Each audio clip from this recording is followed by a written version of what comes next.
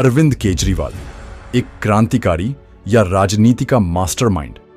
ये कहानी एक आदमी की है जो खुद को आम आदमी कहता है, लेकिन राजनीति के सबसे बड़े खेल में एंट्री लेने के बाद उसने कई लोगों की नींद उड़ा दी।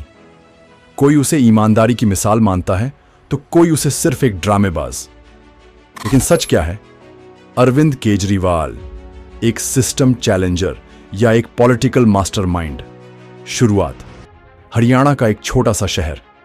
6 अगस्त 1968 को एक साधारण परिवार में जन्मा एक लड़का जिसे बचपन से ही किताबों से प्यार था। पढ़ाई इतनी जबरदस्त कि सीधे IIT खड़गपुर में एडमिशन ले लिया।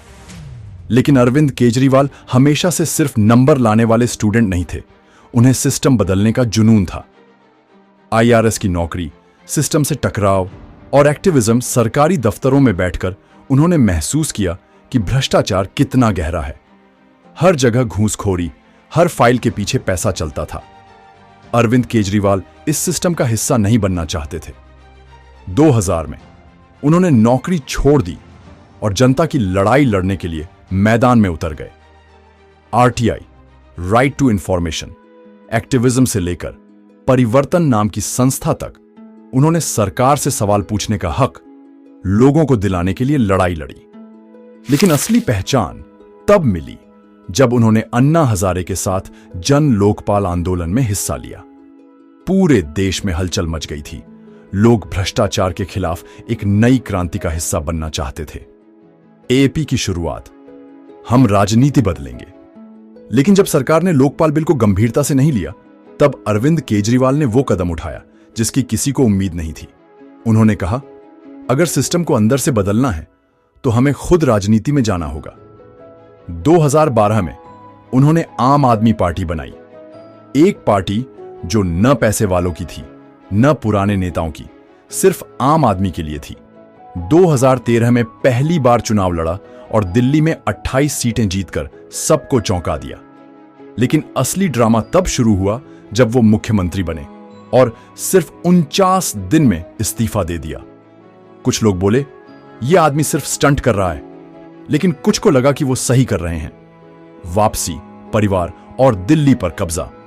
2015 में जब केजरीवाल दोबारा चुनाव में उतरे तो ऐसा भूचाल आया कि AAP ने 70 में से 67 सीटें जीत ली।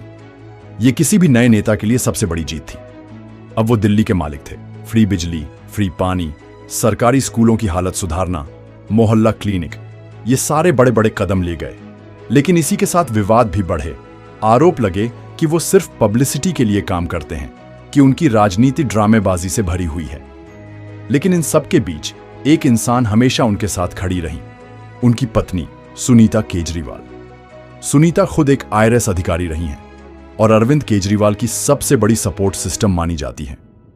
जब केजरीवाल राजनीति में आए तो सुनीता ने बैकग्राउंड में रहकर उन्हें पूरा सपोर्ट किया। कहा जाता है कि जब केजरीवाल जेल गए थे तो सुनीता ने ही AAP को मैनेज करने में मदद की। अरविंद केजरीवाल की संपत्ति, आम आदमी या करोड़पति? केजरीवाल हमेशा खुद को एक साधारण आदमी बताते हैं, लेकिन उनकी संपत्ति को लेकर कई सवाल उठ चुके हैं। 2020 के चुनावी हलफनामे के मुताबिक उनकी संपत्ति लगभग 3 करोड़ रुपए थी। हालांकि कई लोग कहते हैं कि वो एक मुख्यमंत्री के लिए बहुत कम है। उनका दावा है कि वो फ्री पॉलिटिक्स में यकीन रखते हैं, यानी जनता को मुफ्त बिजली, पानी और शिक्षा देने में। लेकिन विरोधी कहते हैं कि ये सिर्फ फ्रीबी पॉलिटिक्स है और इसका असली नुकसान बाद में जनता को ही होगा। अरविंद केजरीवाल, एक मिसाल या एक विवाद? आज अरविंद केजरीवाल भारतीय राजनीति के सबसे चर्चित चेहरों में से एक हैं। उनकी पार्टी दिल्ली से निकलकर पंजाब तक पहुंच चुकी है। कुछ लोग उन्हें इंडिया का अगला बड़ा नेता मानते हैं, तो कुछ उन्हें सिर्फ सिस्टम से नाराज एक आदमी कहते हैं, जिसने खुद उसी सिस्टम का हिस्सा बनकर खेल के नियम बदल लिए। लेकिन सवाल यह है, क्या केजरीवाल सही मायनों में आम आदमी के नेता हैं, या फिर राजनीति में आने के बाद वो भी बाकी नेताओं की तरह बदल गए हैं? अब आपकी बारी।